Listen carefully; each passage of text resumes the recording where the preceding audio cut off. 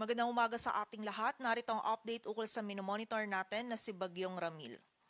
Kaninang 2 a.m. ay nag-intensify na into a tropical storm si Bagyong Ramil. Huling namataan yung sentro nito sa layong 305 kilometers silangan ng Huban, Sorsogon. Taglay nito yung lakas ng hangin na 65 kilometers per hour malapit sa sentro at pagbugso ng hangin na umaabot sa 80 kilometers per hour. Ito po ay kumikilos pakanluran sa bilis na 20 kilometers per hour and ngayong araw nga po ay mas mararamdaman na natin yung direct effect nito ni Bagyong Ramil sa malaking bahagi po ng Luzon, kung saan ngayong araw masungit na panahon na po yung mararanasan natin dito sa bahagi ng Camarines Norte, Camarines Sur at sa area din po ng Catanduanes. Samantala may mga pag-ulan na din at bugso ng mga malalakas na hangin na mararanasan dito sa ilang bahagi ng Eastern Visayas, partikular na po yan sa Samar Provinces, maging sa nalalabing bahagi pa ng Bicol Region, dito din sa area ng Quezon, Aurora, Bulacan, Nueva Ecija, maging dito din po sa bahagi ng Quirino,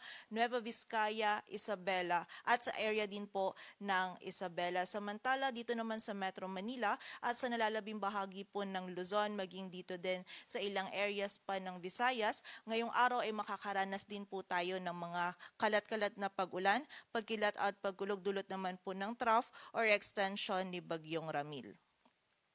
At ayon nga dito sa ating latest forecast track analysis, generally west-northwestward na po yung magiging pagkilos ni Bagyong Ramil at in-expect po natin mamayang hapon or gabi ay posible po itong lumapit or maglandfall dito sa area ng Catanduanes. And then patuloy po itong kikilos patungo pa rin dito sa may central southern Luzon area kung saan mamaya po or bukas po ng early morning ay posible naman itong lumapit dito sa may area ng Camarines Norte, and then posible po yung another landfall natin over the area of Aurora or Quezon bukas po ng umaga or ng hapon. And nakita po natin after po ng pag-landfall niya dito either sa Aurora or Quezon area ay tatawirin naman po nito yung northern and central Luzon area. And during its passage, nakita po natin na ma-maintain niya yung intensity nito na tropical storm. And nakita nga po natin ngayon hanggang bukas po yung peak na mararamdaman natin yung direct effect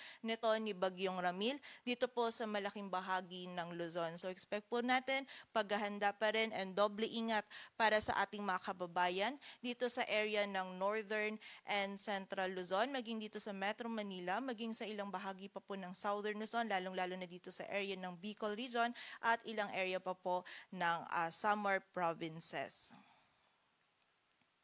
Sa kasalukuyan po, meron tayong nakataas na wind signal number 2 dito sa Camarines Norte, Catanduanes at sa northern portion ng Camarines Sur. Samantala, wind signal number 1 naman sa Cagayan kasama na yung Babuyan Islands, Isabela, Quirino, Nueva Vizcaya, Apayao, Abra, Kalinga, Mountain Province, Ifugao, Benguet, Ilocos Norte, Ilocos Sur, La Union, Pangasinan, maging sa Aurora, Nueva Ecija, eastern portions ng Bulacan, Tarlac at Pampanga, maging sa northern and eastern portions ng Quezon kasama na yung Polillo Islands, sa Camarines Norte, rest of Camarines Sur, Albay, Sorsogon, Burias and Ticao Islands, northern Samar sa northern portion ng eastern Samar, maging sa northern portion ng Samar. Kung saan dito po sa mga areas na nabanggit natin, makakaranas po sila ng mga malalakas na hangin na dala ni Bagyong Ramil. Sa mga susunod po na issuance natin, posible pong magtaas po tayo or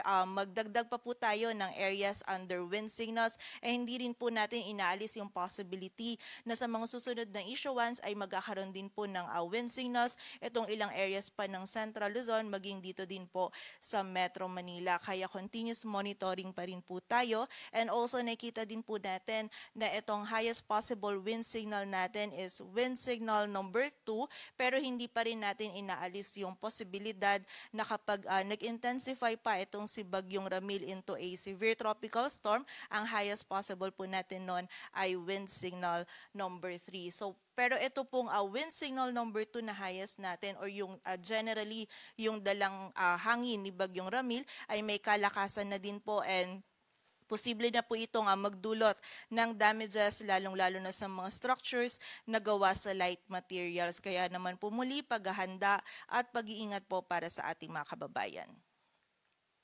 Samantala para naman po sa mga pag-ulan, ngayong araw dama na rin yung mga pag-ulan na dala ni Bagyong Ramil. Mga malalakas po na pag-ulan yung dala nito. Posible yung 100 to 200 millimeters of rainfall dito sa Catanduanes, Sorsogon, Northern Samar at Eastern Samar. Samantala 50 to 100 naman sa Quezon, Camarines Norte, Camarines Sur, Albay, Masbate, Biliran at sa area din po ng Samar. Samantala bukas naman habang mas malapit itong si Bagyong Ramil dito sa may Central Luzon area at tatawirin din itong Northern Central Luzon, mas malaking area na po yung makakaranas ng mga pag-ulan. Posible po yung 100 to 200 millimeters of rainfall dito sa Isabela, Aurora, Quezon, Camarines Norte at Camarines Sur, and 50 to 100 naman dito sa Ilocos Norte, Ilocos Sur, sa bahagi din po ng La Union, sa Cordillera Administrative Region, maging dito sa Cagayan, sa Nueva Vizcaya, Quirino, Nueva Ecija, Bulacan, Rizal, dito po sa Metro Manila, sa area din ng Laguna, Catanduanes, maging dito sa Marinduque, Romblon, sa area din po ng Sorsogon, Albay, at dito rin sa area po ng Laguna at Rizal. So, ina-expect po natin by Monday naman ay meron pa rin pong mga pag-ulan. Ito pong by Monday ay nakalagpas na itong si Bagyong Ramil dito sa ating kalupaan. Ngunit posible pong hagip pa rin ng mga malalakas na pag-ulan. Itong area ng Ilocos Norte, Ilocos Sur, La Union, Pangasinan, Abra at Apayao. So muli po, doble ingat pa rin sa ating mga kababayan sa banta po ng mga pagbaha at pagguho ng lupa, lalong-lalo na po ngayong araw hanggang bukas. And makipag-ugnayan din po tayo sa ating mga LGU para po sa mga aksyon na kailangan nating gawin para sa ating kaligtasan. Sa kasalukuyan, meron na din po tayo nakataas na gale warning sa seaboards yan ng Catanduanes, Camarines Sur at Camarines Norte. And sa mga susunod po na issuance natin ay posibleng madagdagan pa po itong mga areas natin na may gale warning.